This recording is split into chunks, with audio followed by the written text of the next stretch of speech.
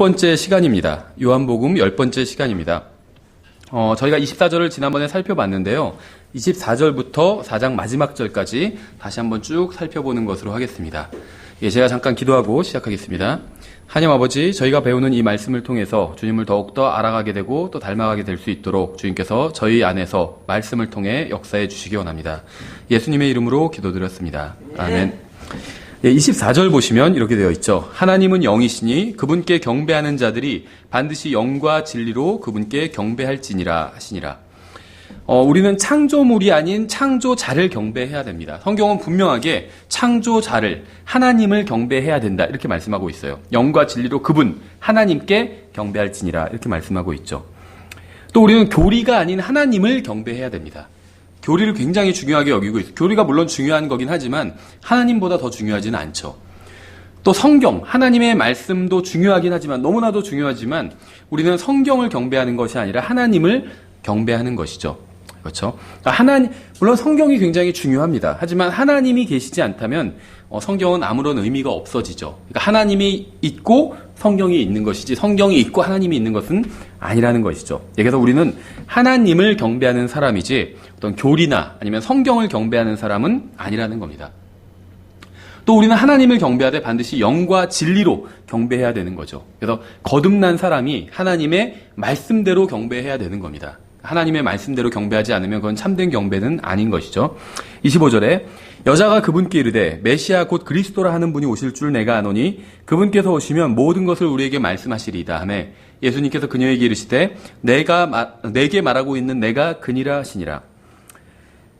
지난주에 우리가 이 구절을 살펴봤지만 오늘은 좀 다른 관점으로 살펴보겠습니다.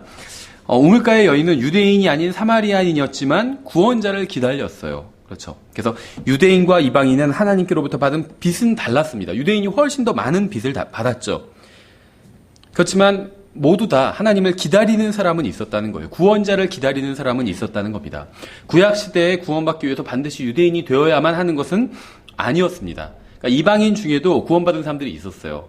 그럴 수밖에 없었죠. 왜냐하면 유대인이 나타난 것은 그러니까는 기원전 크게 봐도 1500년뿐이 안 돼요. 그 전에 살았던 사람들은 모두 다 이방인이었다는 겁니다. 그렇죠? 그러니까 아브라함으로부터 유대인이 시작됐잖아요. 아브라함 이전의 사람들은 다 이방인이었다는 거예요. 그러니까 성경에선 유대인, 이방인을 구분하는데 그 구분 기준은 우리는 그냥 우리 외의 사람들, 우리나라 사람이 아닌 사람은 대한민국에선 이방인인 거잖아요. 이게 이제 세상에서 사용하는 이방인이라는 단어에 대한 어떤 용례고 성경에선 유대인을 제외한 모든 사람들은 다 이방인입니다.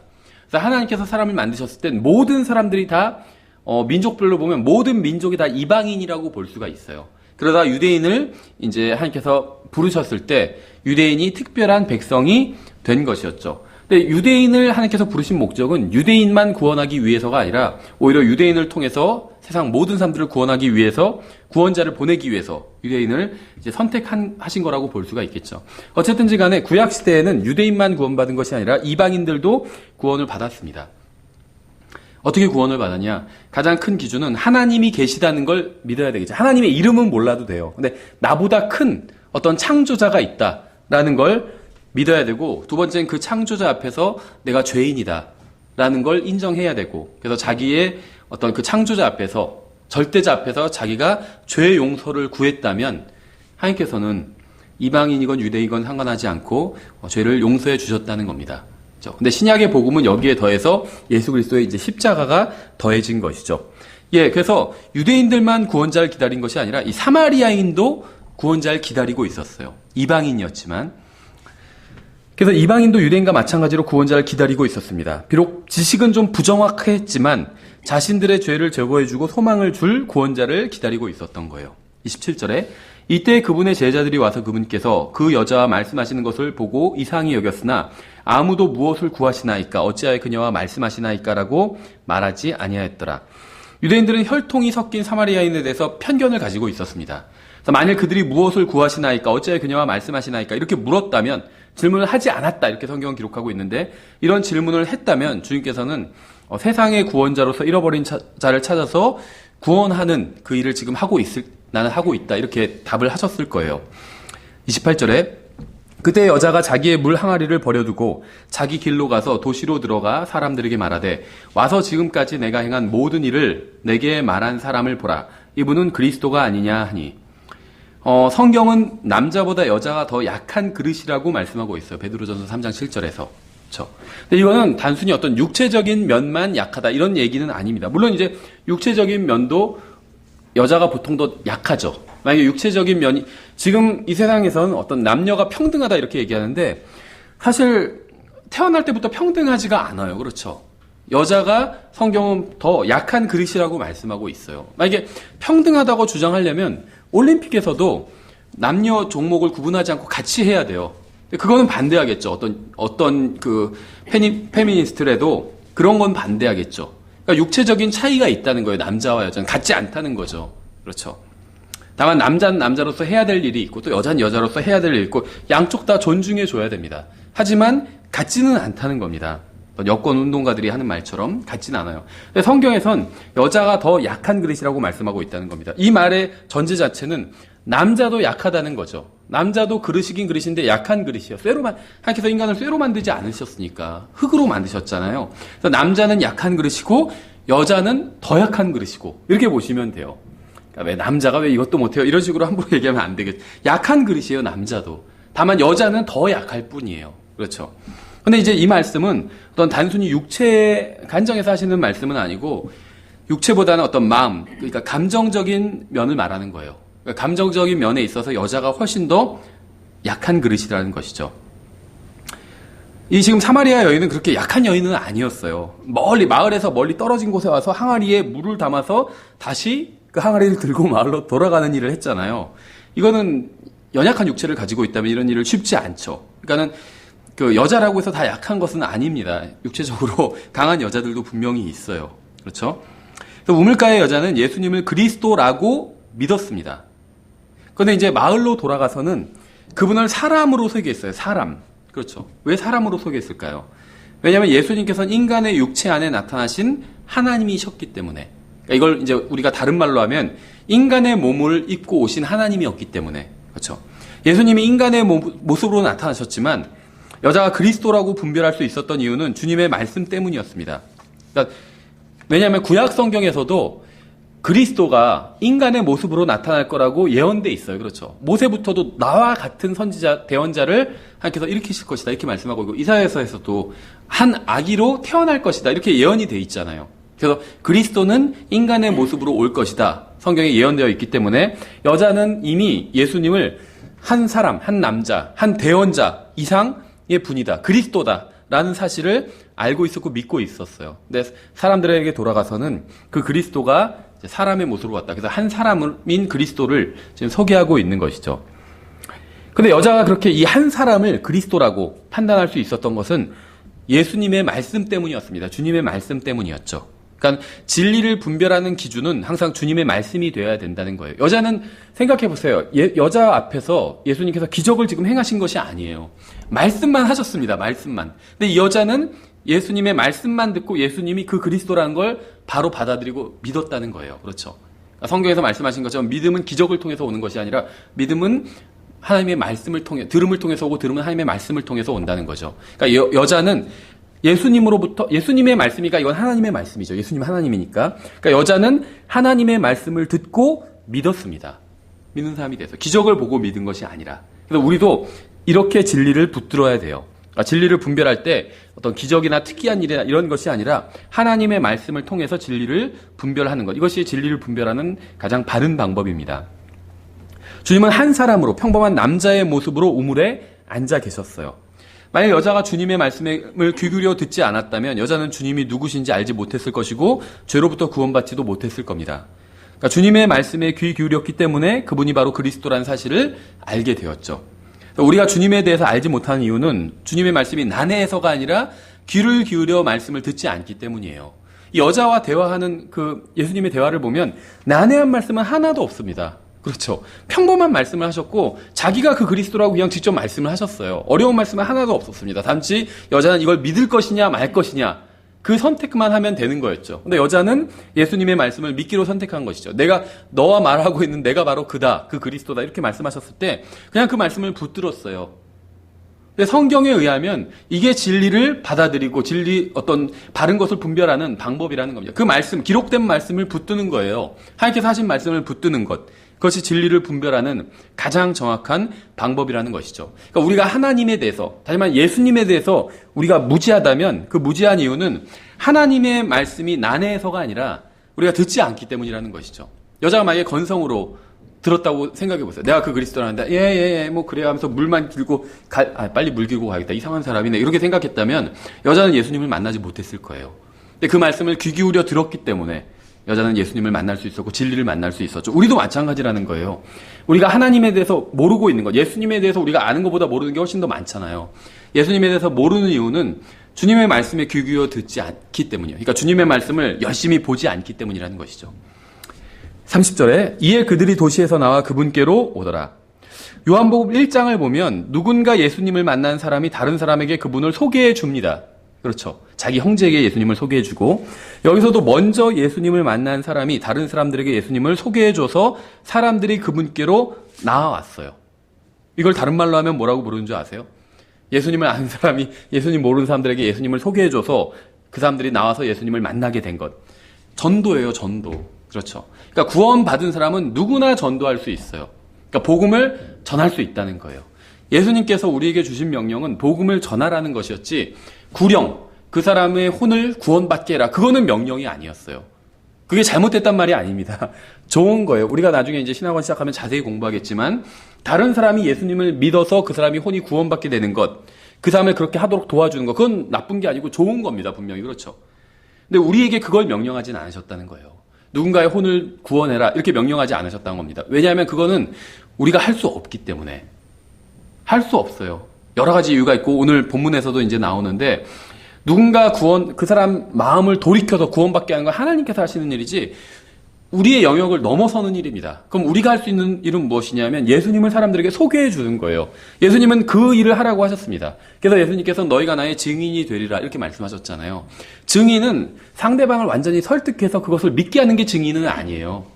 법정에서도 우리가 증인으로 설 수 있잖아요. 그럼 상대방, 즉 변호사, 검사, 판사를 막 믿게 하려고 설득하는 것, 이게 증인의 임무가 아니라는 겁니다. 증인의 임무는 뭐냐면 자기가 보고 들어서 알고 있는 것을 그대로 진술하는 게 증인의 임무예요. 설사 그것이 사실과 부합하지 않다 할지라도, 그렇죠. 사실이 A인데 나는 B라고 알고 있어요. 그러면 사실이 A이기 때문에 내가 A를 말하면 그건 위증을 한 거예요. 내가 알고 있는 그대로 얘기를 해야 돼요. B로. 그렇죠. 마찬가지예요. 우리는 성경을 완벽하게 몰라요. 그렇죠. 우리가 하는 얘기가 좀 틀릴 수도 있습니다. 하지만 내가 알고 있는 그 사실을 그대로 전해주면 돼요. 예수님이 누구시고, 나를 어떻게 구원해 주셨고, 내 안에서 어떻게 역사해 주고, 이거 얘기해 주면 됩니다. 다른 사람한테 어떻게 역사해 주는지 그거는 난 몰라요. 그렇죠. 그래서 저 사람도 구원받은 거예요. 아니에요. 이런 질문하면 그걸 제가 어떻게 알아요? 그렇죠. 어떤 분은 심지어 자기가 구원받았는지 아닌지 판별을 해달라고 오시는 분도 있어요. 그걸 제가 어떻게 알아요? 몰라요, 저는. 그렇죠. 다만 그럴 때 이제 다시 복음을 전합니다. 그래서 이걸 받아들이셨으면 구원받으신 것이고, 받아들이지 않으셨으면 구원받지 않으신 겁니다. 저는 구원받았는지 안 하는지 알 수가 없어요. 그렇죠. 그 사람 마음을 모르기 때문에. 그래서 어떤 복음만 전하고 이걸 받아들였다는 전제하에 그러면 구원받은 것이고, 안 받아들였으면 구원받지 못한 것이고. 마찬가지예요. 우리가 복음을 전할 때도 다른 사람의 마음을 어떻게 막 할 수가 없어요. 안 믿는데 막 믿게 하려고 막 어떻게 만들 수가 없다는 겁니다. 그냥 복음을 전하면 되는 거예요. 1차적으로 복음 전도란. 그렇죠. 그래서 복음 전도, 예수님을 아는 사람이 예수님을 모르는 사람에게 예수님을 알려주는 것. 이것이 복음 전도예요. 그래서 구원받았다는 건 뭐냐면 예수님을 만난 적이 있다는 거죠. 영적으로. 그렇죠. 우리가 육신적으로는 예수님을 만난 적이 없어요. 나중에 공중에 들림받으면 만나게 되지만 영적으로는 만난 적이 있습니다. 그렇죠. 저는 1990년 7월에 예수님을 만났어요. 그래서 구원받은 거죠. 그래서 그분을 구원자로 받아들였고, 그분은 만났을 뿐만 아니라 제 안에 들어와 계십니다. 그렇죠. 이 사실을 전해주는 거예요. 다른 사람들에게. 내가 어떻게 예수님을 만나게 됐는지. 그걸 전해주면 되는 거예요. 예수님이 누군지. 그렇죠. 전해주면 되는 거예요. 저는 예수님에 대한 모든 것을 다 알고 있지는 않지만 예수님이 누구신지 한마디로 얘기해라 그러면 알 수 있어요. 그분은 하나님이시고 저의 유일한 구원자가 되시는 분이에요. 그걸 전해주면 되는 거예요. 그러니까 복음 전하는 건 어렵지 않아요. 내가 하나님의 말씀을 가지고 예수님이 누구신지 사람들에게 소개시켜주면 그 말씀을 통해서 역사하시는 건 이제 하나님의 성령님의 몫이라는 거죠. 예. 그래서 이 사마리아 여인은 복음을 전했습니다. 예수님을 소개해줬어요, 사람들에게. 그렇죠. 이게 바로 우리가 해야 할 일이라는 겁니다. 여러분은 누구도 구원할 수 없지만 여러분이 누구를 만났는지는 말해주고 상대방도 그를 만날 수 있게 도와줄 수는 있다는 거죠.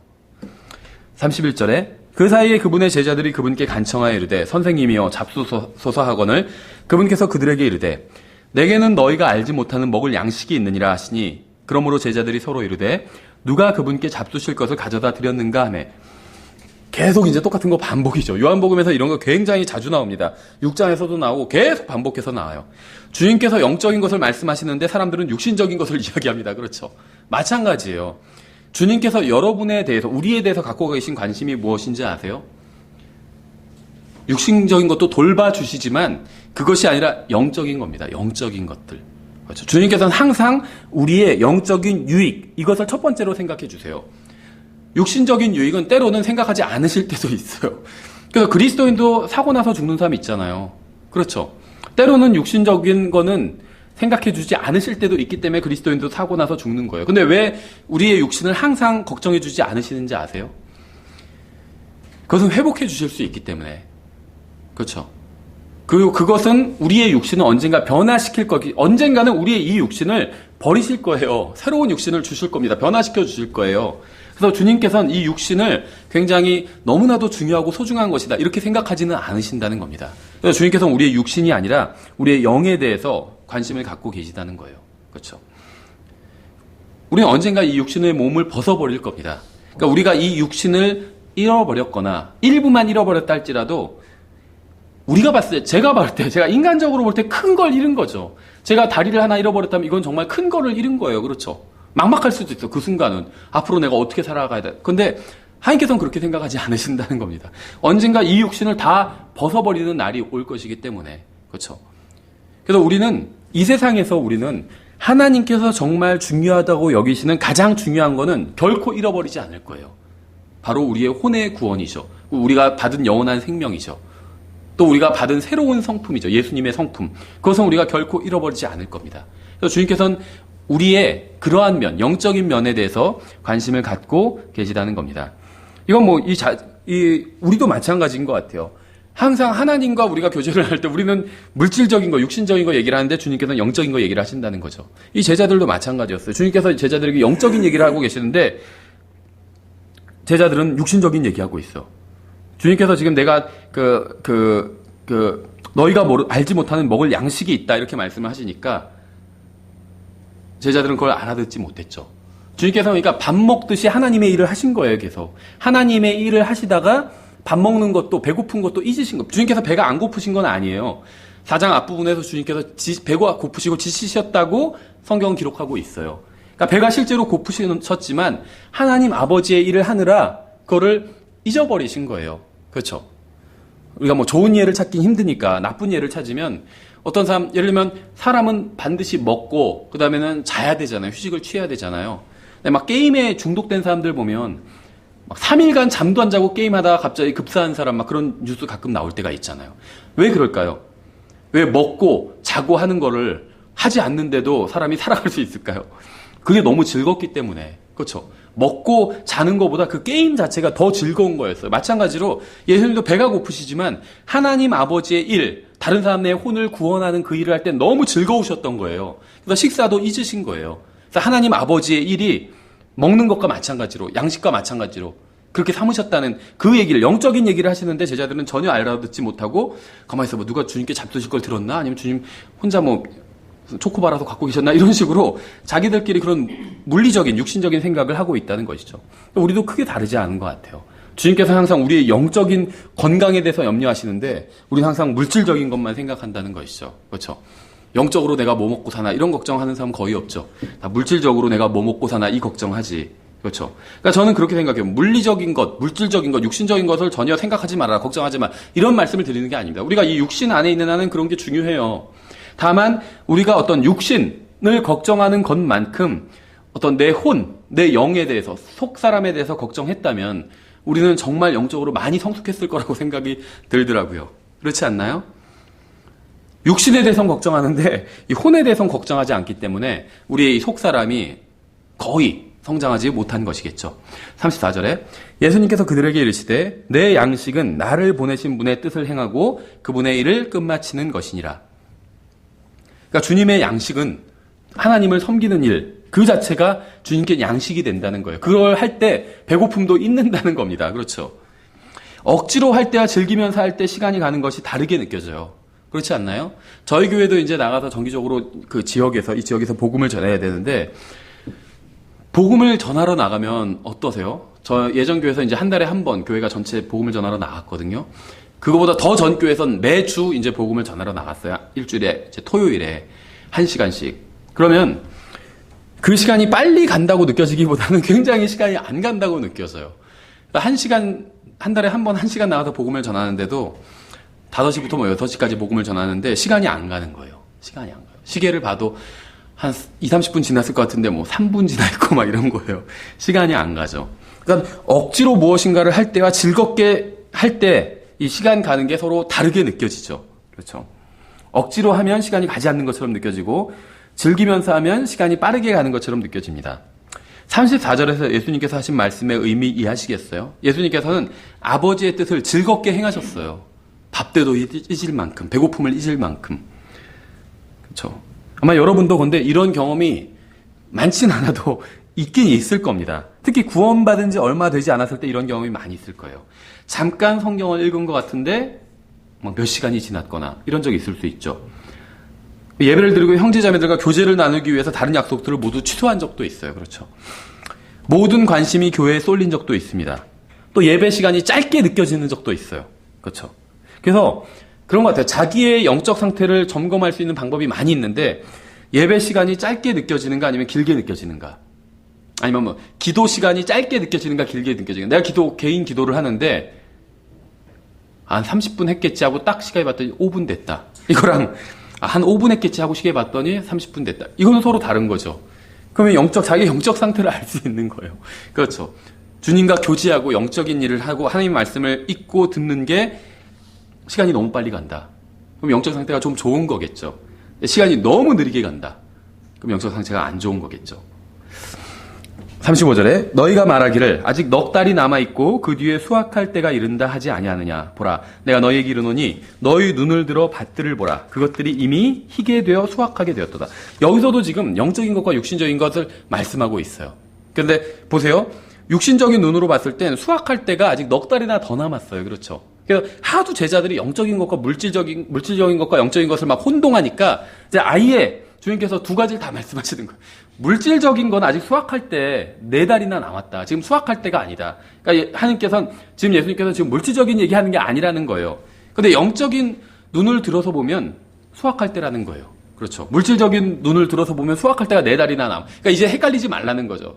예수님께서 내가 지금 이제는 물질적인 거 얘기하는 게 아니라 영적인 거 얘기하는 거다. 물질적인 건 수확할 때가 4달이나 남았지만 영적인 것은 지금 수확할 때다. 이렇게 말씀하신 것이죠. 육신적인 눈으로 보는 것과 영적인 눈으로 보는 것 간에는 굉장히 큰 차이가 있습니다. 육신적인 눈으로 보면 아직 추수할 때가 넉 달이나 남아 있었어요. 이 당시에. 하지만 영적인 눈으로 보면 이미 희게 되어 수확하게 되었습니다. 시편 126편에 이런 말씀이 있죠. 눈물을 흘리며 씨를 뿌리는 자들은 기쁨으로 거두리로다. 귀중한 씨를 가지고 나아가 우는 자는 반드시 기뻐하며 자기의 곡식단들을 가지고 돌아오리로다. 그래서 구령에 대해서 이제 많이 인용하는 구절 중에 하나예요. 씨를 뿌릴 때가 있고 거둘 때가 있죠. 농사를 하려고 하면 정해진 때에 씨를 뿌려야 됩니다. 그게 지나버리면 씨를 뿌려봤자 이게 싹이 나지 않아요. 그렇죠. 그래서 농사를 할 땐 이 때를 잘 관찰해야 돼요. 이게 씨를 뿌릴 때인지 아니면 추수할 때인지 뭐를 할 때인지 그 시기가 다 정해져 있다는 거예요. 그렇죠.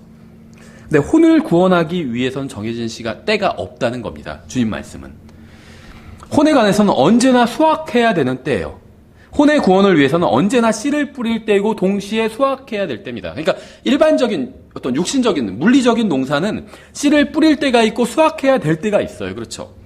지금은 씨를 뿌릴 때가 아니죠. 이미 다 수확 끝났나요? 지금 이제 수확도 끝난 때예요. 그렇죠. 그러니까 물리적인 농사를 위해서는 씨를 뿌릴 때가 있고 수확할 때가 있지만 혼의 구원을 위해서는 언제나 씨를 뿌릴 때고 다른 한편으로는 언제나 수확해야 될 때라는 겁니다. 그러니까 주님의 일을 하기 위한 특별한 때는 없다는 거예요. 농사를 짓는 것과 주님의 일을 하는 것은 굉장히 유사하지만 차이점도 있다는 겁니다. 농사를 지을 때는 씨를 뿌릴 때와 거둘 때의 시기가 정해져 있지만 주님의 일을 할 때는 특별한 시기가 정해져 있지 않다는 겁니다. 그래서 주님의 밭에서는 항상 씨를 뿌리는 때고 동시에 항상 수확하는 때라는 거예요. 36절에 거두는 자가 삭슬 받고 영원한 생명에 이르는 열매를 모으나니 이것은 뿌리는 자와 거두는 자가 다 함께 기뻐하려 함이라. 이 점에서 한 사람이 심고 다른 사람이 거둔다 하는 그 말이 참되도다. 내가 너희를 보내어 너희가 수고하지 않은 것을 거두게 하였나니 다른 사람들은 수고하였고 너희는 그들의 수고에 참여하였느니라 하시니라. 이런 일은 지금도 굉장히 많이 일어나고 있습니다. 어떤 목사님의 간증을 들었는데 이런 얘기를 하시더라고요. 조그만 시골에서 목회를 하시는 분이요. 미국인데 시골에서 목회를 하시는 분이고 그 분이 목회하시는 그 마을은 한 3만 명 정도뿐이 안 돼요. 인구가. 굉장히 작은 마을이죠. 읍도 안 되는 그런 아주 작은 마을이에요. 근데 거기서 목회를 하는데 이제 교회는 한 30년 정도 됐어요. 그런데 그 마을에 사는 모든 사람들에게 다 복음을 전했대요. 하나도 예외도 없이 모든 사람들에게 다 복음을 전했어요. 그 마을에 사는 모든 사람들에게. 심지어 이제 외부에서 누가 오면은 그 사람에게 이제 복음을 다시 전합니다. 예를 들면 외부에서 어떤 사람이 와서 편의점에서 일해요. 그러면 그 사람에게 가서 복음을 전해요. 그 교회에는 그걸 표시를 해놓습니다. 어떤 복음 구령 일지에. 그럼 다른 사람도 그걸 보고 그 사람한테 가서 다시, 그러니까 편의점 갈 일이 있으면 그 편의점을 가는 거예요. 누가 새로 어떤 사람이 왔다 하면. 그래서 거기서 물건을 사면서 다시 복음을 전하는 거예요. 그럼 그 편의점 직원은 좀 이상하게 생각하겠죠. 혹시 이게 운명이 아닌가 이렇게 생각할 수 있죠. 왜냐면 오는 손님마다 자기한테 복음을 전하면 뭔가 이상하다고 생각하겠죠. 그래서 그렇게 체계적으로 복음을 전해요. 그래서 그 마을에 있는 모든 사람들에게 다 복음을 전했대요.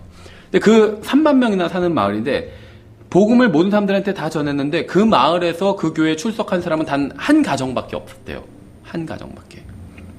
그럼 그게 가치 있는 일일까요? 가치 없는 일일까요? 3만 명 되는 마을에 다 복음을 전했으면 엄청나게 열심히 복음을 전한 거죠.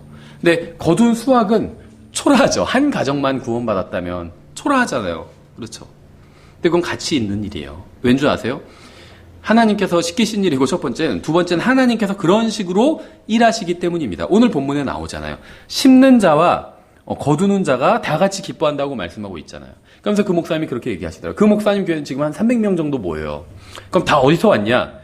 다 다른 주에서 그 교회 홈페이지를 보고 그 교회에서 주님을 섬기는 걸 보고 도전을 받아서 우리도 당신들과 함께 섬기고 싶다 해서 교회 이사를 온 거예요. 아예 이사를 온 거예요. 그 교회 근처로. 그래서 같이 신앙생활을 하는 거예요. 그러니까 한 가정 빼고는 300명 중에 나머지가 모두 다 다른 지역에서 온 거예요. 심지어 부목사도 다른 지역에서 온 신학원 공부하러 온 청년이었어요. 다 다른 주에서 온 거예요. 그래서 그렇게 얘기하더라고요. 자기들이 복음을 전해서 예수님을 영접한 사람들이 많이 있어요. 근데 그 사람들은 결국 어떻게 됐냐? 아마 다른 교회에 더해졌겠죠. 그 대신 본인 교회에 더해진 사람들은 또 다른 사람들이 뿌린 그 씨앗이 열매 맺은 것을 거둬들인 것이죠. 그러니까 이게 하나님께서 일하시는 방법인 것 같아요. 그렇죠. 누군가는 씨를 뿌리게 하시고 누군가는 거둬들이게 하시고. 그렇죠. 우리 교회도 마찬가지예요. 우리 교회에서 복음 전해서 구원받은 사람은 거의 없죠. 다 다른 데서 오신 분들이에요. 이건 다른 누군가가 씨를 뿌린 겁니다. 우리는 그걸 거둬들여서 열매를 우리가 지금 누리고 있는 거예요. 그래서 우리도 열심히 복음을 전해야 돼요.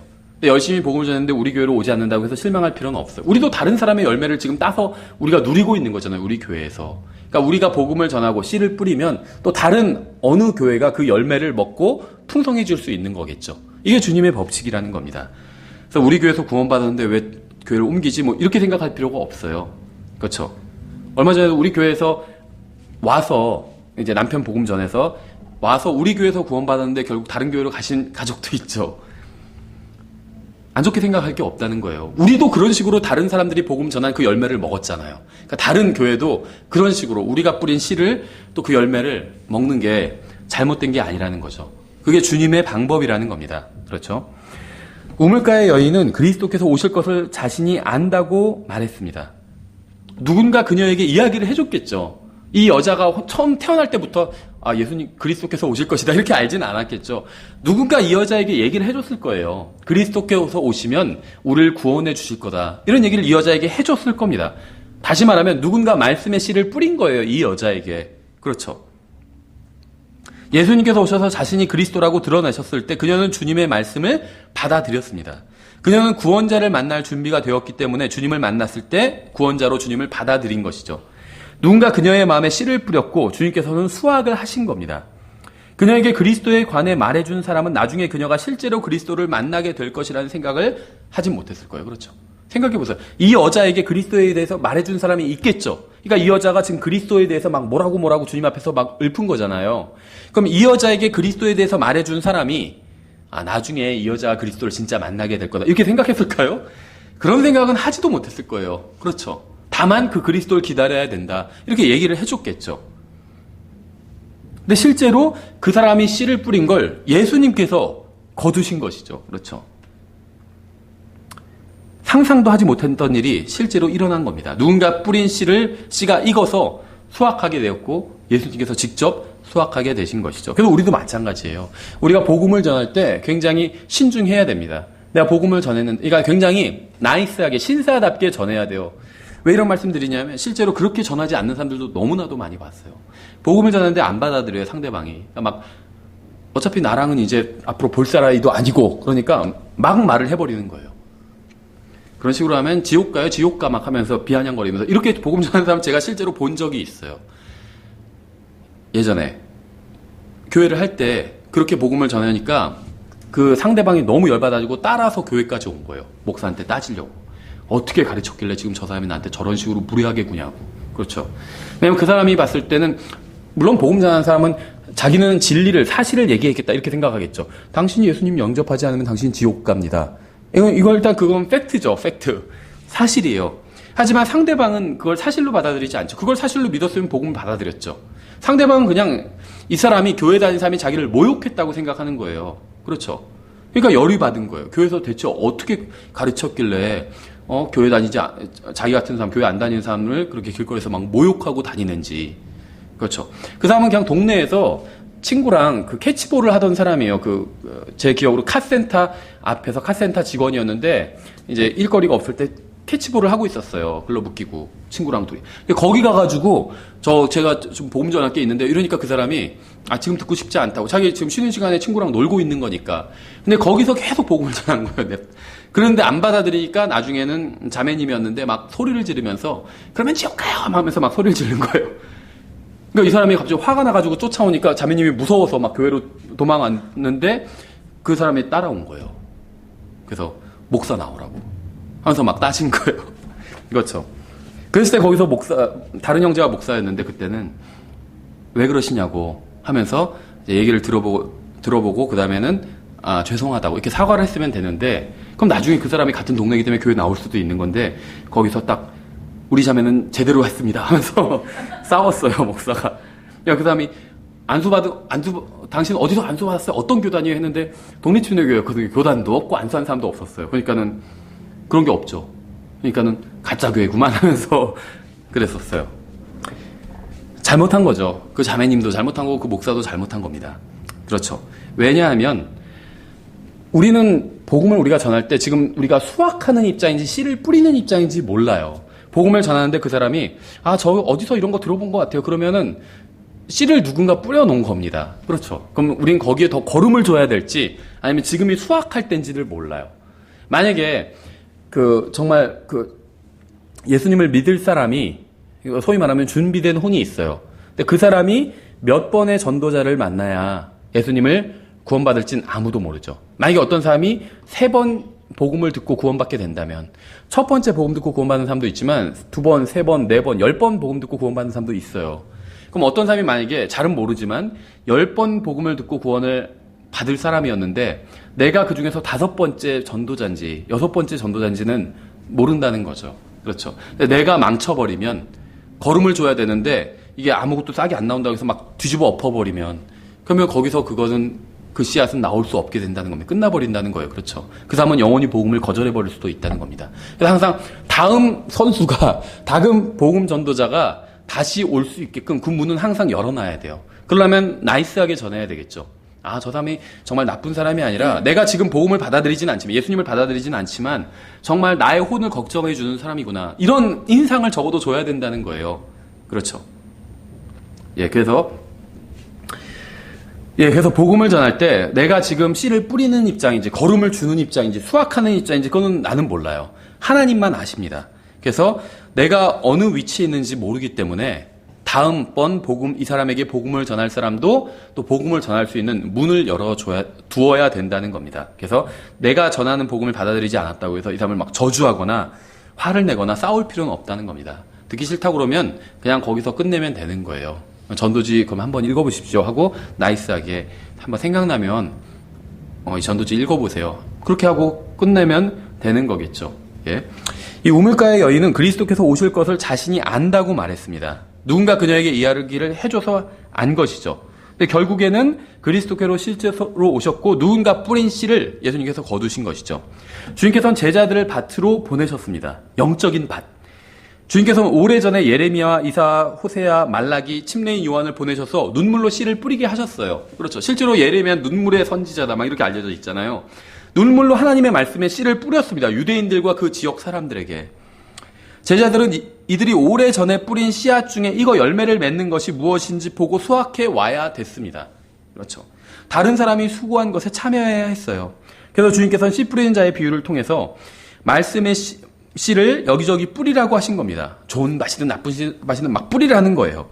그래야 언젠가 수확할 수 있게 되기 때문에 주님의 일은 항상 이런 식으로 이루어집니다. 누군가 주님의 명령에 순종해서 씨를 뿌리면 다른 사람이 주님의 명령에 순종해서 수확하러 가는 거예요. 근데 우리는 수확하러 가게 될지 이번에 씨를 뿌리러 가게 될지는 그건 모르는 것이죠. 우리가 복음을 전하러 가면 항상 두 종류의 사람을 만나게 됩니다. 한 사람은 우리가 씨를 뿌려야 될 사람이고 다른 한 사람은 수확해야 될 사람인 거예요. 복음을 전하려고 하니까 전에 복음을 들어본 적이 있다고 하면 누군가 그 사람의 마음밭에 이미 씨를 뿌린 겁니다. 그렇죠. 저도 최근에 수확한 적이 있어요. 수확한 적이.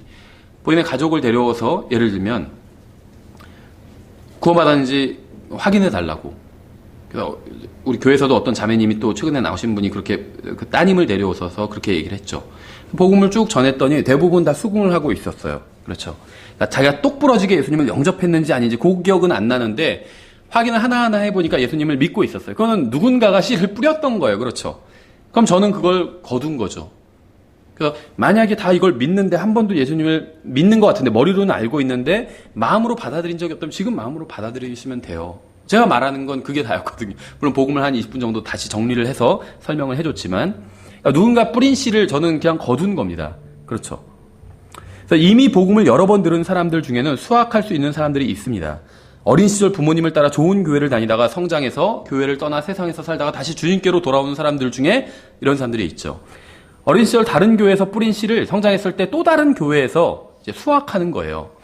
여러분의 수고가 지금 당장은 눈에 보이지 않을지 모르지만 나중에 여러분이 뿌린 씨가 자라서 있게 되면 누군가 그것을 수확하게 될 것입니다. 그러면 영원한 생명에 이르는 열매를 모은 후 하늘에서 뿌린 자와 거둔 자가 다 함께 기뻐하게 될 거예요. 아무리 열심히 복음을 전해도 믿으려고 하는 사람이 전혀 없고 또 시간 낭비와 그러니까 헛수고만 할 뿐이라고 그렇게 얘기하는 사람들도 있어요. 내가 아무리 복음을 열심히 전해도 믿는 사람 하나도 없더라. 이거 완전 시간 낭비 아니냐 이렇게 생각하는 사람들이 있죠. 하지만 전혀 시간 낭비가 아닙니다. 내가 뿌린 씨를 다른 사람이 거둘 것이라고 다른 사람이 거둘 거고 다른 사람이 뿌린 씨를 또 내가 거두게 될 수 있기 때문에 뿌린 자와 거둔 자와 기쁨을 누릴 때는 영원한 생명에 이르는 열매를 모을 때요. 이 세상이 아니라 영원한 생명에 이르는 열매를 모을 때 함께 기뻐할 거라고 성경 말씀하고 있잖아요. 따라서 그때까지 우리는 주님을 위해서 한 일에 대한 결과를 알 수도 없고 알아야 될 필요도 없습니다. 우리가 한 모든 수고에 대한 결과는 이 세상이 아닌 하늘에서 드러나게 될 겁니다. 교회에 열심히 나오다가 사라져버리는 사람들이 있어요. 목사나 성경 교사들은 이들이 어디에 가서 어떻게 되었는지 전혀 알지 못해요. 하지만 하늘에서는 모든 결과를 알 수 있습니다. 다른 데서 열매를 맺을 수도 있다는 거예요. 우리 교회가 아니라. 그렇죠. 그래서 우리는 결과와 상관없이 씨를 뿌려야 하는 겁니다. 여러분이 뿌린 씨를 다른 사람이 수확할 것이고 다른 사람이 뿌린 씨를 여러분이 수확할 겁니다. 여러분이 한 일에 대한 정확한 결과는 이 세상이 아닌 하늘에서 드러나게 될 거예요. 우리는 그때까지 각자에게 맡겨진 일에 충실하면 된다는 것이고 주님께서 우리에게 요구하시는 게 그거라는 것이죠. 39절에 여자의 말이 지금까지 내가 행한 모든 일을 그분께서 내게 말하였다고 증언하므로 그 도시의 사마리아 사람들 중에 많은 이들이 그분을 믿더라. 이에 사마리아 사람들이 그분께 와서 그분께 간청하여 그분께서 자기들과 함께 머무를 것을 구하니 그분께서 거기에 이틀을 머무르심에 그분의 말씀으로 인해 더욱 많은 사람이 믿고 하나님의 말씀을 통해서 많은 사람이 믿게 되었다는 거죠. 예수님께서 그곳에서 사마리아에서 이틀을 머무셨다면 제자들도 주님과 함께 그곳에서 이틀을 머물렀을 겁니다. 그렇죠. 제자들은 불편한 이틀을 아마 보냈을 거예요. 제자들은 주님께서 사마리아인과 대화하는 것조차 싫어했죠. 그런데 6끼의 식사와 이틀 밤을 사마리아인들과 함께 지내야 했으니까 정말 아마 괴로웠을 겁니다. 주님께서는 제자들이 어떤 편견을 가지고 있는지는 전혀 상관하지 않으셨어요. 그들이 누구를 편하게 여기고 누구를 불편하게 여기는지도 전혀 상관하지 않으셨습니다. 주님께서는 사람들이 구원받는 것, 거기에 관심을 가지셨어요. 그렇죠. 제자들은 사마리아 사람을 싫어하기 때문에 이틀을 더 사마리아 지역에서 머문다면 제자들이 얼마나 불편했겠어요. 근데 주님께서는 자신을 따르는 제자들이 불편한 것보다 사람들이 구원받는 것에 더욱더 큰 가중치를 두셨다는 거죠. 그렇죠. 그래서 때로 우리 주변에도 우리를 불편하게 하고 우리의 마음을 괴롭히는 일들이 일어날 수가 있어요. 왜 그런 일들이 일어나는지는 몰라요. 근데 아마도 누군가 구원받을 기회를 만들기 위해서 하나님께서 그런 일을 일어나게 하셨는지도 모른다는 겁니다. 그렇죠. 42절에 그 여자에게 이르되 이제 우리가 믿는 것은 내 말 때문이 아니니 이는 우리가 직접 그분의 말을 들었고 그분께서 참으로 세상의 구원자 그리스도이신 줄 믿었기 때문이라 하였더라. 사마리아인들은 예수님을 만나 그분의 말씀을 듣고 구원받았습니다. 주님의 말씀을 진지하게 들어본다면 주님을 구원자로 받아들이는 것은 그리 어려운 일이 아닐 거예요. 이 사마리아 사람들이 처음에 여자의 말을 듣고 그래 그 말이 정말 맞는지 한번 만나보자 해서 다 주님을 만나러 왔죠. 그리고 나서 주님의 말씀을 직접 듣고 나서는 주님을 구원자로 받아들였어요. 세상의 구원자로 받아들였습니다. 그렇죠. 예수님을 거부하는 대부분의 사람들은 대부분 단 한 번도 성경을 진지하게 읽어본 적이 없는 사람들이에요. 성경을 열심히 읽어봤더니 그랬는데도 예수님이 안 믿어지더라. 이런 사람 저는 있겠죠. 근데 거의 만나본 적이 없어요. 저는 진실한 마음으로 성경을 읽는다면 예수님을 만나게 된다고 생각을 합니다. 만날 수 있다고 생각을 해요. 그래서 저는 이제 그렇게 사람들에게 도전을 해요. 누군가 믿고는 싶은데 이게 잘 안 믿어진다. 복음을 다 전했더니 무슨 얘기인지 알겠고 믿고는 싶은데 잘 안 믿어진다. 이렇게 얘기하는 사람도 있더라고요. 그래서 그런 사람에게 제가 마지막으로 도전하는 방법이 이겁니다. 정말 믿고는 싶은데 안 믿어진다면 이렇게 마지막으로 한번 기도를 해보고 성경을 1년간 열심히 읽어보시라고. 만약에 정말 하늘나라가 있고 하나님이 있고 영원한 심판이 있고 지옥이 있고 형벌이 있다면 영원한 생명이 있다면 만약에 성경에서 말씀하시는 이 모든 것이 다 사실이라면 1년간 내가 하루에 2-3시간씩 투자해서 성경을 열심히 읽는 게 헛된 일은 아니지 않냐. 그래서 만약에 정말 믿고 싶은데 안 믿어진다면 진실한 마음으로 그런다면 딱 한 번 1분간 이렇게 기도해보라고. 하나님, 이 사람 또 많은 사람들이 하나님이 진짜로 살아계시다고 하는데 하나님께서 살아계시다면 내가 1년간 열심히 성경을 읽어볼 테니까 이 성경을 읽을 때 하나님께서 하나님을 나에게 드러내 보여달라고.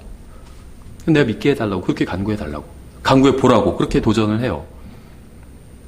그러면 진짜 자기가 믿고 싶은데 안 믿어지는 게 아니었던 사람, 그냥 핑계를 댔던 사람은 그렇게 하고 싶지 않다고 하더라고요. 안 하겠다고 하더라고요. 실제로 그런 사람 만난 적이 있어요. 근데 핑계가 아니었던 사람, 최근에도 어떤 분한테 이렇게 얘기를 했더니 그렇게 해보겠다고 하더라고요. 진짜로. 열심히 성경 그렇게 하고 성경을 읽어보겠다고 하더라고요. 저는 아직 그분이 믿었다는 얘기는 못 들었지만 그분이 믿게 될 거라고 저는 사실 확신을 해요. 그렇죠. 열심히 구원자를 찾는다면 구원자는 잃어버린 양을 열심히 찾고 계시거든요. 근데 구원자를 열심히 찾게 된다면 양쪽에서 다 열심히 찾고 있는 거잖아요. 그럼 언젠가 만나게 된다는 거죠. 그렇죠. 예, 43절에 이제 이틀 뒤에 그분께서 거기를 떠나 갈릴리로 들어가시니 이는 예수님께서 친히 증언하시기를 대언자가 자기 고향이라고 하는데 이제 여기서 컨트리예요. 그러니까 이게 자기 고국도 될 수도 있고 고향도 될 수 있겠죠. 고향에서는 아무 존경도 받지 못하느니라 하셨기 때문이라. 가족에게 복음을 전했다가 거절당하면 많은 사람들이 이 44절을 핑계로 자신을 정당화합니다. 하지만 이 구절을 근거로 핑계를 대는 것은 옳지 않습니다. 왜냐하면 첫 번째, 그런 핑계를 대는 사람 중 누구도 대언자가 아니기 때문에 여기선 대언자가 자기 고향에서 존경받지 못한다고 했지 우리가 고향에서 가족들을 중에서 존경받지 못한다, 인정받지 못한다 이런 말씀하고 있지는 않죠. 두 번째는 성경은 자기 고향, 자기 나라에서 존경받지 못한다고 했지 집이라고 하지는 않았습니다. 잘 생각해 보세요. 사도들이 구원받았을 때 이 사람들이 먼저 어디서 복음을 전했는지 아세요? 예루살렘에서 전했어요. 예루살렘에서 복음을 전하기 시작했고 수천 명이 구원받았습니다. 따라서 문맥과 상관없는 구절을 떼어다가 가족과 친구들에게 복음을 전하지 못하는 핑계로 사용해서는 안 된다는 것이죠. 46절에 그때 그분께서 갈릴리에 이르시매 갈릴리 사람들이 그분을 받아들이니 이는 그들도 명절을 지키러 갔다가 그분께서 명절에 예루살렘에서 하신 모든 일을 보았기 때문이더라. 이처럼 예수님께서 다시 갈릴리 가나에 오셨는데 이곳은 그분께서 물을 포도즙으로 만드신 곳이더라. 거기에 어떤 귀인이 있었는데 그의 아들이 가버나움에서 병들었더라. 그가 예수님께서 유대에서 떠나 갈릴리로 들어오셨다는 것을 듣고 그분께 가서 그분께 간청하여 그분께서 내려와 자기 아들을 고쳐줄 것을 구하니 이는 그가 죽게 되었기 때문이라. 그때 예수님께서 그에게 이르시되 너희는 표적들과 이적들을 보지 않으면 믿으려 하지 아니하는도다 하며 그 귀인이 그분께 이르되 선생님이여 내 아이가 죽기 전에 내려오소서 하니 예수님께서 그에게 이르시되 내 길로 가라 내 아들이 살아있다 하시매 그 사람이 예수님께서 자기에게 하신 말씀을 믿고 자기 길로 가더라.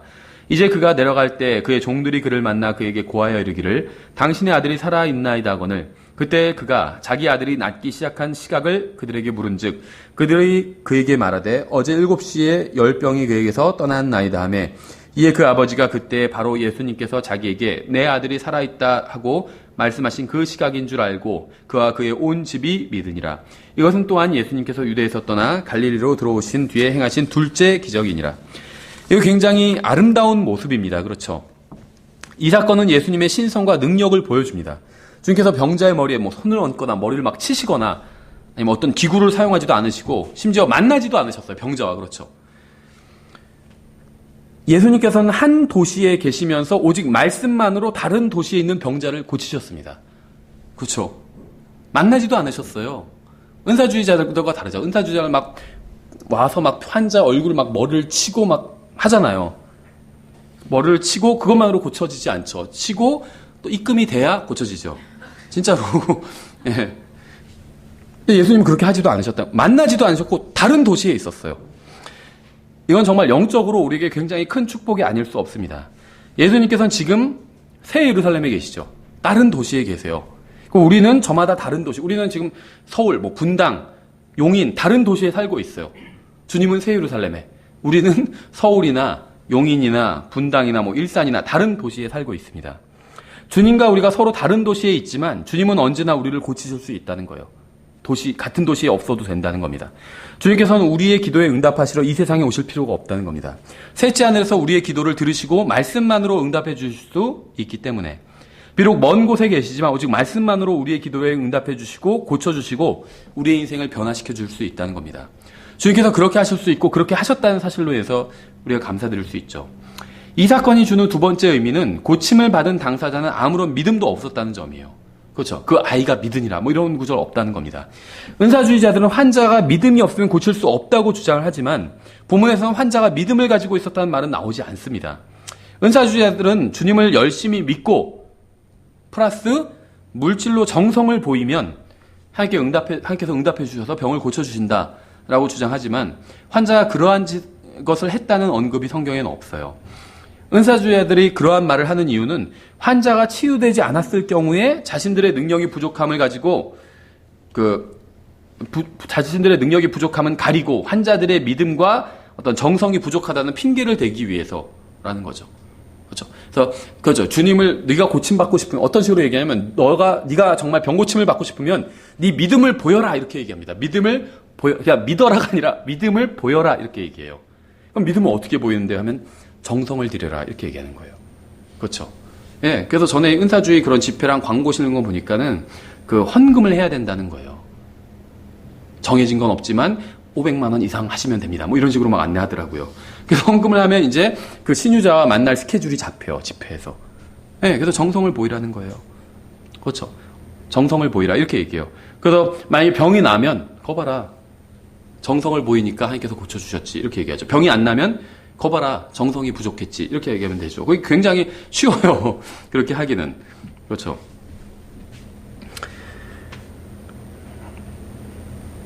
근데 본문에는 그런 게 없다는 겁니다. 환자가 믿었다는 말 자체도 없다는 거예요. 그렇죠.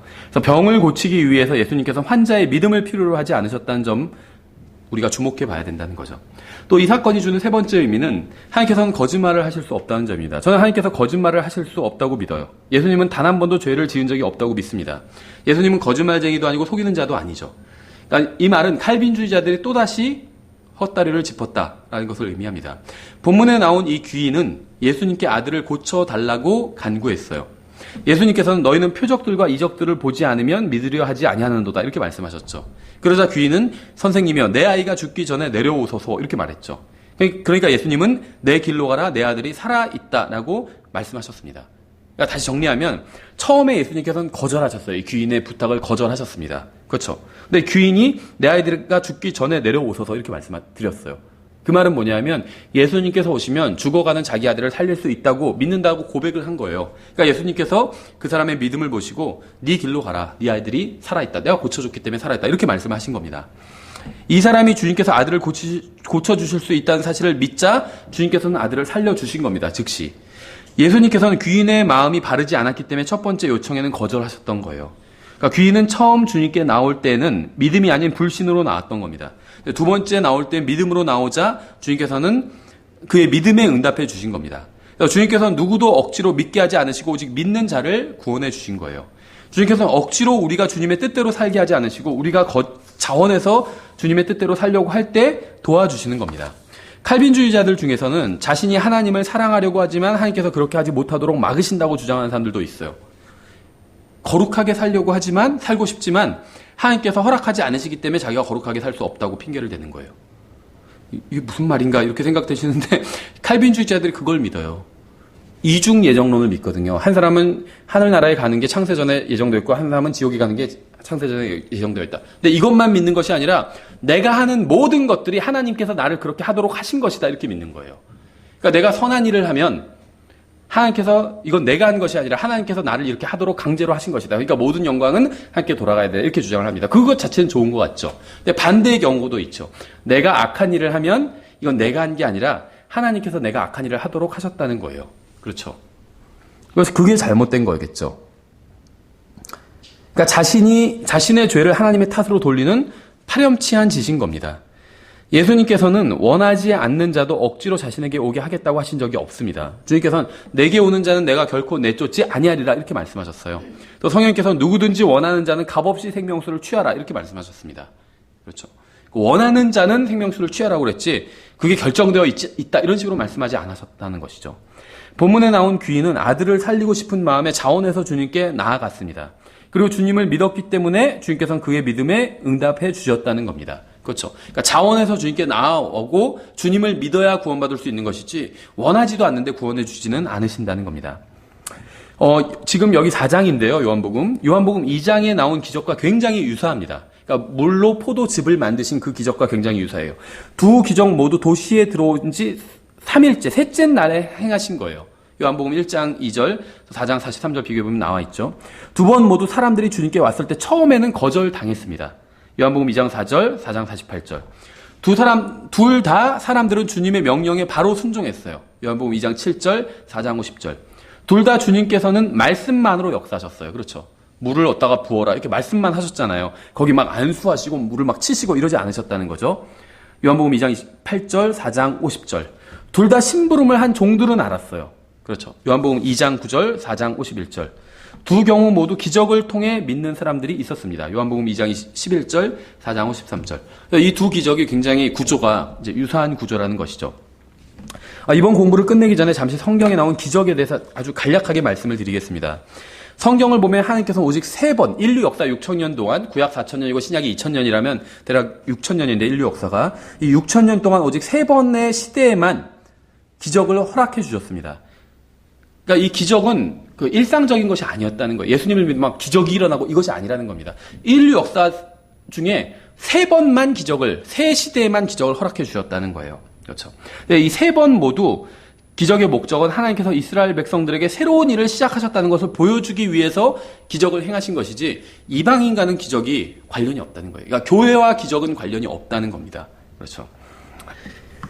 유대인들은 표적을 요구하죠. 유대인들은 표적을 요구하고 그리스인들은 지혜를 추구하나. 고린도전서 1장 22절 이렇게 말씀하고 있죠. 하나님께서는 이스라엘 백성들을 이집트에서 데리고 나와서 약속의 땅으로 인도하실 때 모세가 기적을 행하게 하셨습니다. 아담, 아벨, 그러니까 모세 이전의 사람들, 아담, 아벨, 아브라함, 이삭, 야곱, 기적을 행한 사람 아무도 없어요. 그렇죠? 기적을 체험한 적은 있죠. 그렇죠? 아브라함이 기적을 통해서 이삭을 낳았잖아요.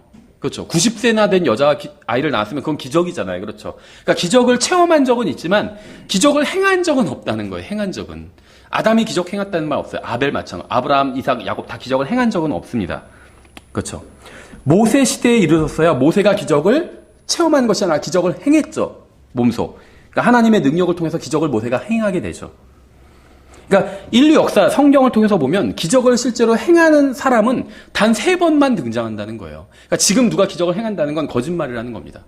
기적이 없다는 말이 아니에요. 우린 기적을 체험할 수는 있어요. 근데 내가 기적을 행할 능력을 주신 적은 없다는 겁니다. 그거는 아담에게도 주신 적이 없고 모세에게 처음으로 주셨어요. 기적을 행하는 능력은. 그렇죠. 그리고 그 기적은 다음 세대인 여호수아까지 이어졌어요. 그래서 항상 그 어떤 사람에게 기적을 행하는 능력을 주고 그 제자까지에게는 기적을 행하는 능력이 연장되게 하나님께서 항상 허락해 주셨습니다. 그래서 인류 첫 번째 기적이 행해진 첫 번째 시기는, 그러니까 기적을 행하는 사람을 주신 첫 번째 시기는 모세와 그의 제자인 여호수아 시대까지였죠. 그리고 나서 여호수아가 죽고 나니까 기적이 사라져 버렸죠. 기드온 무슨 기적을 체험했는데, 기적을 체험한 적은 있는데 기드온이 기적을 행한 적은 없잖아요. 양털에 무슨 양털만 물 젖게 하고 그거 기드온이 행한 게 아니잖아요. 그건 하나님께서 행하셨지. 기드온은 그냥 그걸 체험했을 뿐이지 기드온이 행한 적은 없다는 거죠. 그렇죠. 그래서 여호수아 이후부터 사사기, 사무엘기에는 기적이 나오지 않아요. 기적을 행하는 사람이 나오지 않습니다. 이스라엘 백성이 율법을 저버렸을 때, 그러니까 하나님께서 모세를 통해서 기적을 행하신 이유는 율법을 주시기 위함이에요. 그 전에 모세 이전에는 율법이 없었습니다. 근데 율법이 하나님께로부터 온 것이라는 걸 어떻게 알 수 있느냐? 기적을 통해서 알으라는 거예요. 기적을 통해서. 그래서 모세를 통해서 율법을 주시면서 모세가 기적을 행하는 능력을 주신 거예요. 그럼 사람들이 모세가 기적도 행하고 율법을 주니까 모세는 하나님께로부터 온 사람이 맞다. 모세가 준 율법은 하나님께로부터 온 것이 맞다. 그걸 알 수 있었다는 거죠. 그렇죠? 그리고 기적은 사라졌어요. 그러다가 엘리야가 등장하면서 다시 기적이 생겨나죠. 엘리야는 어떤 사람이냐면 대언자입니다. 대언자. 그러니까 진정한 의미의 첫 번째 대언자예요. 그렇죠. 구약 성경을 2단어로 요약하면 율법과 대언서라고 요약할 수가 있거든요. 그래서 엘리야는 첫 번째 대언자였어요. 엘리야가 등장하기 전까지 참된 대언자가 없었다는 거죠. 그래서 엘리야는 기적을 행하면서 등장했습니다. 기적은 마찬가지로 엘리야의 제자, 후계자인 엘리사까지 이어지다가 사라져버렸죠. 그 위에 기적이 일어나지 않았어요. 이사야, 예레미야, 다니엘 다 훌륭한 대언자지만 아무도 기적을 행하지 못했습니다. 다니엘 불 속에서 살아났는데 그건 다니엘이 기적을 행한 게 아니에요. 하나님께서 기적을 체험하게 해주신 거지. 다니엘이 불 속에서 살아날 능력은 다니엘이 아니라 다니엘은 사자굴에서 살아났죠. 다니엘 세 친구들 불 속에서 살아나고 사자굴에서 살아나고 이건 기적을 체험한 거지 다니엘의 사자들의 입을 막은 건 아니죠. 하나님께서 막아주신 거죠. 엘리야, 엘리사 이후에 구약 성경엔 기적을 행하는 사람이 전혀 등장하지 않습니다. 왜냐하면 율법과 대언자는 침례인 요한까지기 때문에. 그러니까 모세를 통해서는 율법을 주신 것이고 이 대언자가 전하는 메시지가 맞다는 걸 통해 그걸 알리기 위해서 엘리야, 첫 번째 대언자인 엘리야에게 기적을 행하는 능력을 주시고 그 능력을 그의 제자까지 엘리사까지 연장시켜 주셨다는 것이죠. 하나님께서는 이적과 기적과 표적을 통해서 이스라엘 백성 가운데서 율법을 세우셨고 이적과 기적과 표적을 통해서 이스라엘 백성 가운데서 대언자를 또 세우셨습니다. 그러니까 율법을 세우고 대언자를 세울 때 기적을 보여주신 것이죠. 그리고 인류 역사는 예수 그리스도께서 이제 등장을 하시죠. 율법은 모세를 통해서 대언자는 엘리야를 통해서 주셨고 이제 은혜와 진리를 예수님을 통해서 주신 것이죠. 그래서 예수님께서는 기적을 행하셨고 기적은 또 예수님의 제자인 사도들까지 연장이 됩니다. 그렇죠. 그래서 사도 바울 이후에 사도 시대가 끝나면서 사도가 사라져버리자 기적도 이제 사라져버리게 됩니다. 사도 바울은 도시를 돌아다니면서 사람들의 병을 고치는 기적을 행했지만 말년에는, 그러니까 사도 시대가 이제 사도 바울 말년에는 끝나게 돼요. 그래서 그 말년에는 디모데에게 보낸 서신에서, 디모데 후서에서 약을 먹으라고 권면하고 있죠. 사도 바울은 원래 병을 고칠 수 있었던 사람이에요. 근데 자기 제자인 그럼 디모데 병도 고쳐줘야 되는데 말년이 돼선 그 능력을 잃어버렸다는 것입니다. 그래서 병을 디모데에게 무슨 약을 먹어서 병을 고쳐라. 디모데전서 5장 23절에 나오죠. 또 드로비모는 병들어서 밀레도에 남겨두었다. 디모데후서 4장 20절에 나와요. 그렇죠? 그리고 자기는 의사인 누가와 함께 전도여행을 다니고 있는 것이죠. 병 고치는 능력이 없기 때문에 의사가 필요했다는 겁니다. 그래서 기적과 이적과 표적은 율법과 대언자를 주실 때, 그리고 예수 그리스도께서 등장해서 새로운 일을 하실 때 그것이 옳다는 신호로 주신 겁니다. 이스라엘 향한 하나님의 다음 역사는 적그리스도를 통해서 강한 미혹을 보내시는 것으로 이제 나타나게 될 거예요. 거짓 그리스도를 위해서 거짓 대언자가 등장하면 기적과 이적과 표적을 통해서 유대인들을 속일 겁니다. 하나님께서는 유대인들이 진리와 거짓 중 무엇을 사랑하는지 시험하기 위해서 거짓 대언자가 나타나 그들을 미혹하도록 허락하실 겁니다. 저는 가장 큰 표적은 중동이 아닌 교회에서 일어났다고 생각을 합니다. 거짓 교사들이 거짓 기적을 행하고 아무도 치유하지 못했으면서도 치유의 대가로 수십억의 수입을 올리고 있죠. 그렇지 않나요? 지금 한물 가긴 했지만 우리나라에서도 막 신유 집회 이런 거 지금도 많이 있어요. 미국에서도 있었고. 아무도 알아들을 수 없는 엉터리 같은 방언을 하면서 자신들의 능력을 자랑했습니다. 이러한 것을 통해서 사람들은 거짓 기적과 표적에 길들여져 왔어요.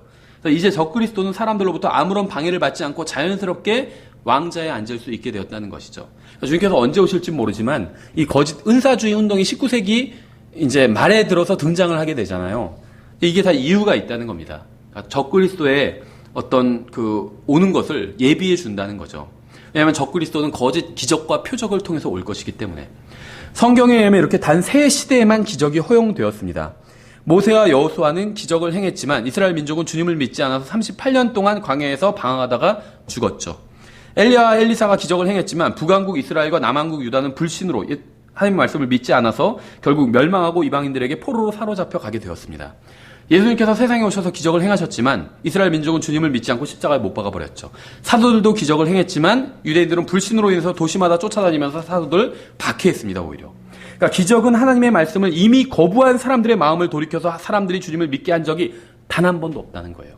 그렇죠. 그러니까 성경에 보면 기적을 보고 사람들이 믿었다 이런 기록은 나와요. 근데 그 사람들은 먼저 하나님의 말씀을 받아들인 사람들이었어요. 하나님의 말씀을 이미 받아들이기를 거부한 사람들, 하나님의 말씀을 이미 거부한 사람들이 기적을 보고 주님을 믿게 된 적은 단 한 번도 없다는 거예요. 그렇죠. 이미 하나님의 말씀을 거부한 사람들은 아무리 많은 기적을 보여줘도 믿지 않을 것입니다. 바리새인들이 그랬잖아요. 바리새인들은 아예 처음부터 거부하기로 작정한 사람들이었어요. 예수님이 수많은 기적을 보여주셨지만 오히려 작당을 해가지고 예수님을 십자가에 못 박도록 모함을 하고 있었죠. 믿지 않는 사람은 기적을 보고 예수님을 믿는 것이 아니라 기적을 행한 사람을 믿게 된다는 거죠. 그렇죠. 아무리 많은 기적을 목격하거나 체험한다 해도 하나님의 말씀을 믿지 않으면 아무런 소용이 없다는 겁니다. 우물가의 여인은 주님의 말씀을 믿고 구원받았어요. 기적이 아니라. 사마리아 사람들도 주님의 말씀을 믿고 구원받았습니다. 참된 믿음, 사람을 구원하는 참된 믿음은 하나님의 말씀에서 오기 때문에. 그래서 그런즉 이와 같이 믿음은 들음에 의해 오며 들음은 하나님의 말씀에 의해 오느니라 이렇게 말씀하고 있죠. 하나님의 말씀을 듣고 믿으면 구원받을 것이고 아무리 기적을 체험했다 해도 하나님의 말씀을 믿지 않으면 구원받지 못할 겁니다. 그러니까 구원받는 것은 하나님의 말씀을 믿느냐 믿지 않느냐에 달려있는 것이지 어떤 기적에 달려있는 것이 아니라는 것이죠. 그래서 우리는 기적을 행해야 되는 것이 아니라 행할 수도 없고 우리는 하나님의 말씀을 전파해야 되는 것이요. 사람들이 구원받는 건 기적을 보고 구원받는 것이 아니라 하나님의 말씀을 듣고 구원받는 것이기 때문에. 그래서 주님께서는 우리에게 사람들에게 복음을 전하라고 하셨고 말씀을 전하라고 하셨지 기적을 행하라고 하지 않으셨다는 것이죠. 말씀을 선포하라. 때에 맞든지 맞지 아니하든지 긴급히 하라. 왜 때에 맞든지 맞지 아니하든지 긴급히 하라고 하시는지 아세요? 영적인 면에 있어서는 씨를 뿌리는 때든지 수확하는 때든지 그게 다 동시다발적으로 이루어지기 때문이에요. 모든 오래 참음과 교리로 책망하고 꾸짖고 권면하라. 이게 설교죠. 교리로 책망하고 꾸짖고 권면하는 것. 이게 하나님 말씀을 전하는 설교인 것이죠. 예, 기도하겠습니다. 하나님 아버지, 주님께서 주신 성경으로 인해서 감사드립니다. 우물가의 여인을 구원해 주셔서 감사드립니다. 그녀를 생각해 주시고 또 염려해 주셔서 감사드립니다. 사마리아 사람들을 염려해 주시고 또 사랑해 주시고 그들을 구원해 주셔서 감사드립니다. 우리도 주위에 있는 다른 사람들을 염려해 주고 또 구원의 길로 인도해 줄 수 있도록 주님 또 우리를 도와주시기 원합니다. 우리와 다른 사람들을 편견을 가지고 보는 것이 아니라 구원받아야 될 불쌍한 혼으로 볼 수 있도록 저희의 눈을 열어주시기 원합니다. 예수님의 이름으로 기도드렸습니다. 아멘.